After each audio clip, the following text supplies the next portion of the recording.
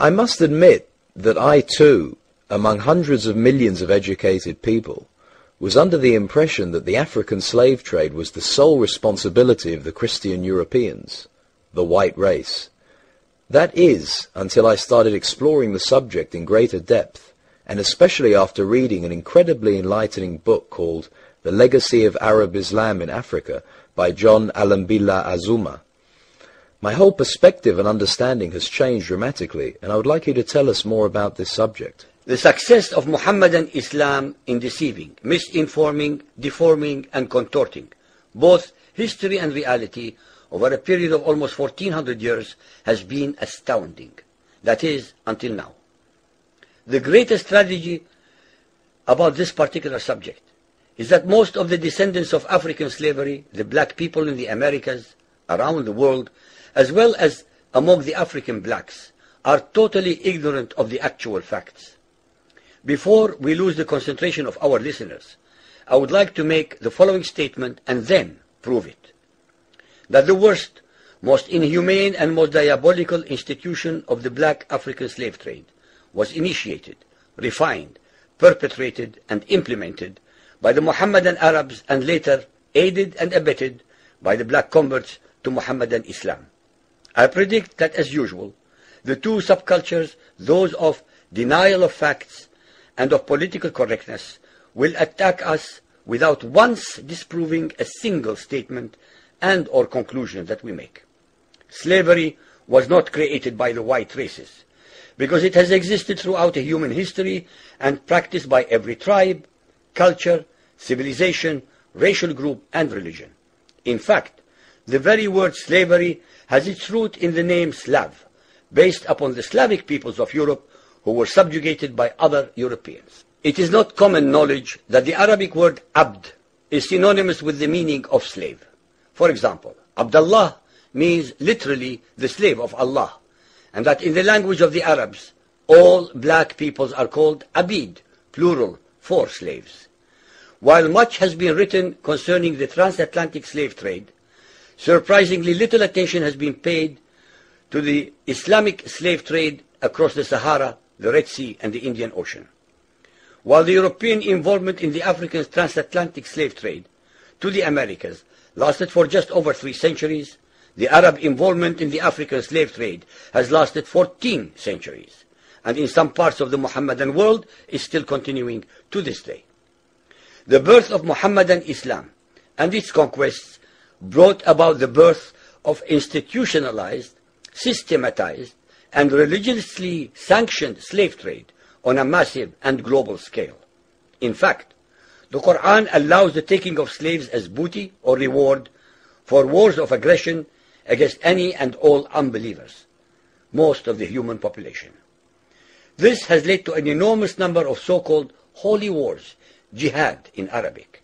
There was and is absolutely nothing holy about these wars, which are primarily to plunder, slaughter, rape, subjugate, and rob other human beings of their wealth, produce, freedom, and dignity. Mohammedan Muslim states and tribes attacked other non-Muslim groups to achieve these objectives. Although Islamic jurisprudence laid down regulations for the treatment of slaves, however, incredible and heinous abuses have occurred throughout the history of Mohammedan Islam. By the Middle Ages, the Arabic word abd was in general used to denote a black slave, while the word mamluk referred to a white slave.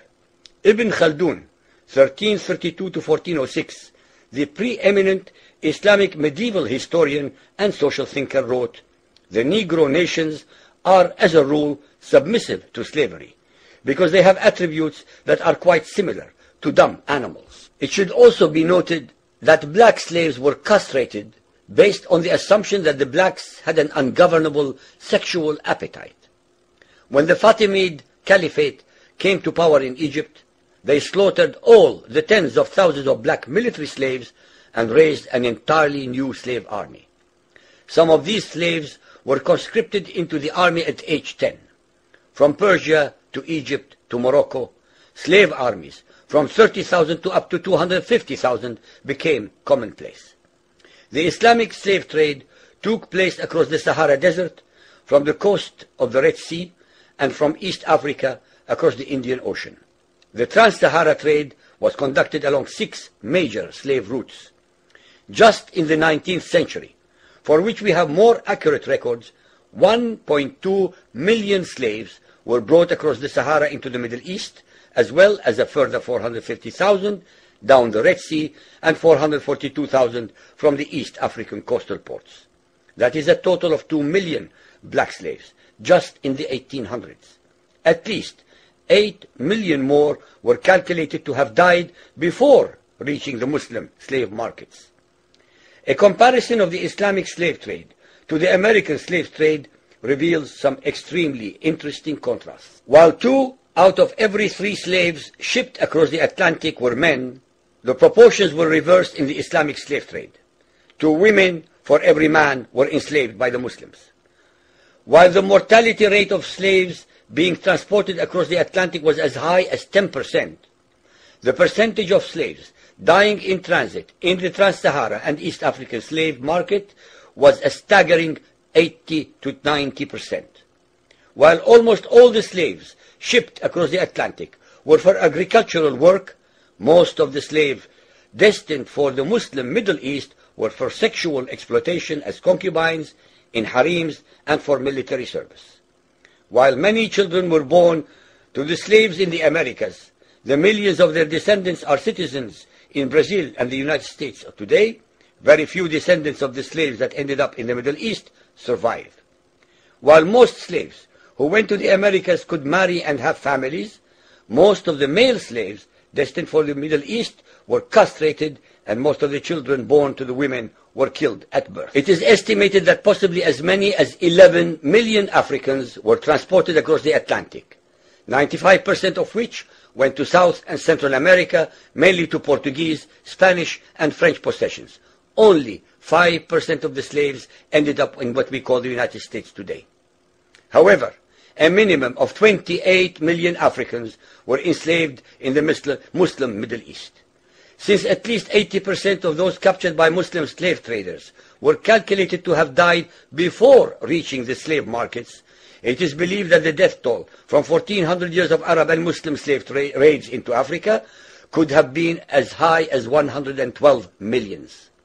When added to the number of those sold in the slave markets, the total number of African victims of the Trans-Saharan and East African slave trade could be significantly higher than 140 million people.